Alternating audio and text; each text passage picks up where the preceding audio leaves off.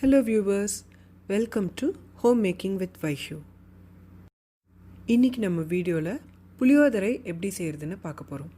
புளியோதரைனாலே நமக்கு ஞாபகம் வர்றது கோவில் பிரசாதம் தாங்க. அந்த டேஸ்ட்டை அடிச்சுக்கவே முடியாது.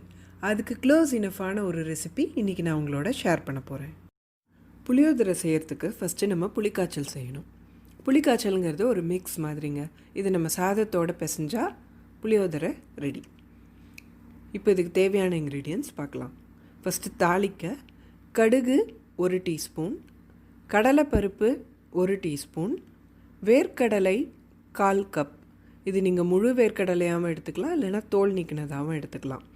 மஞ்சள் பொடி 1 டீஸ்பூன், பெருங்காயம் 1 டீஸ்பூன். உங்களுக்கு கட்டி பெருங்காயம் கிடச்சிச்சின்னா அது வெல் அண்ட் குட். மிளகாய் 6. இதோட கருவேப்பிலையும் சேர்த்துக்கோங்க. எனக்கு இங்கே கருவேப்பிலை கிடைக்காததுனால நான் சேர்க்கலை. ஒரு கைப்பிடி அளவு கருவேப்பிலை சேர்த்துக்கோங்க. அடுத்து கரைச்சி விடுறதுக்கு 1 டேபிள் ஸ்பூன் வெல்லம், அப்புறம் புளி மெயின் இன்க்ரீடியண்ட். இது நான் ஒரு ஆரஞ்ச் சைஸ் பால் எடுத்திருக்கேன். இது ப்ராசஸ்ட் புளி. எனக்கு 6 கப்பு புளி ஜலம் கொடுக்கும். நீங்கள் எந்த புளி எடுத்துக்கிறதா இருந்தாலும் 6 கப் புளி வாட்டர் வர மாதிரி எடுத்துக்கோங்க.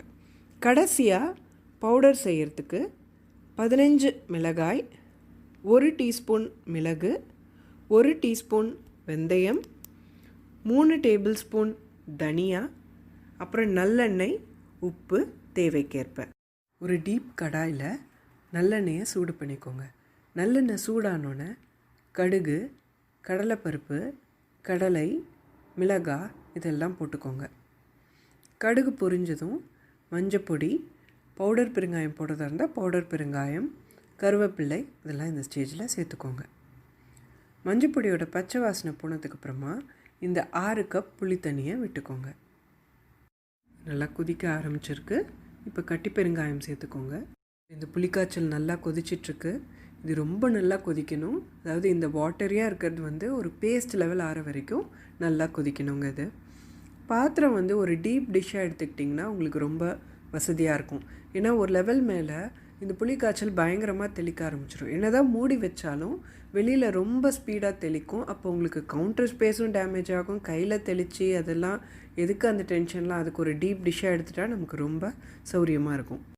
இது இப்படி கொதிச்சிட்ருக்கிறப்போ நம்ம வறுத்து அரைக்க வேண்டியதை செஞ்சு வச்சுக்கலாம்.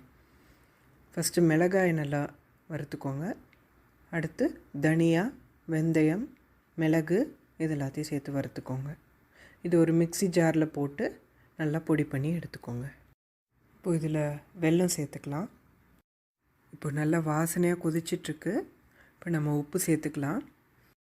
இப்போ நல்லா திக்காயிடுச்சு. தெளிக்கிற ஸ்டேஜ் வந்துடுச்சு. இப்போ இந்த ஸ்டேஜ் வர்றப்போ இந்த பவுடரை நம்ம போடணும். ரொம்ப கொதிக்கக்கூடாதுங்க இந்த பவுடர் போட்டதுக்கப்புறம். ஏன்னா நம்ம வெந்தயம் பவுடர் ஆகிருக்கு இல்லையா, வெந்தயம் ரொம்ப கொதிச்சிச்சுன்னா இந்த வெந்தய பவுடர் கசக்க ஆரம்பிச்சிரும். ஸோ அதனால் நீங்கள் ரொம்ப கேர்ஃபுல்லாக கடைசி ஸ்டேஜில் இதை ஆட் பண்ணணும். இப்போ இந்த பவுடரை ஆட் பண்ணிவிட்டு இந்த ஆயில் பிரிகிற மாதிரி வந்ததுக்கப்புறமா ஸ்டவ்வை ஆஃப் பண்ணுங்க. அந்த ஸ்டவ் சூட்டுலேயே இன்னும் கொஞ்சம் நேரம் அது ரெடி ஆகிக்கும். இப்போது உங்கள் புளிக்காய்ச்சல் ரெடி. இது நம்ம இப்போ எப்படி மிக்ஸ் பண்ணுறதுன்னு சொல்லி பார்க்கலாம். ஒரு தட்டில் சாதத்தை ஆற வச்சுக்கோங்க. இது நல்லெண்ணெய் விட்டு ஆற வச்சிங்கன்னா டேஸ்ட்டாகவும் இருக்கும். அதே சமயம் சாதம் ஒன்றோட ஒன்று ஒட்டாமல் உதிரியாக இருக்கும். நம்ம டேஸ்டி புளியோதரை இப்போது ரெடி ஆகிடுச்சு. இது நீங்கள் வத்தல் கூட இல்லைன்னா உருளைக்கிழங்கு காரக்கறி கூட என்ஜாய் பண்ணுங்கள். ரொம்ப அமேசிங்காக இருக்கும். இந்த ரெசிபி உங்களுக்கு பிடிச்சிருக்கோன்னு நினைக்கிறேன். நீங்களும் செஞ்சு பார்த்துட்டு எப்படி இருந்ததுன்னு சொல்லுங்கள். Thanks for your time. மறக்காமல் லைக் பண்ணுங்கள், ஷேர் பண்ணுங்கள், சப்ஸ்கிரைப் பண்ணுங்கள். தேங்க்யூ.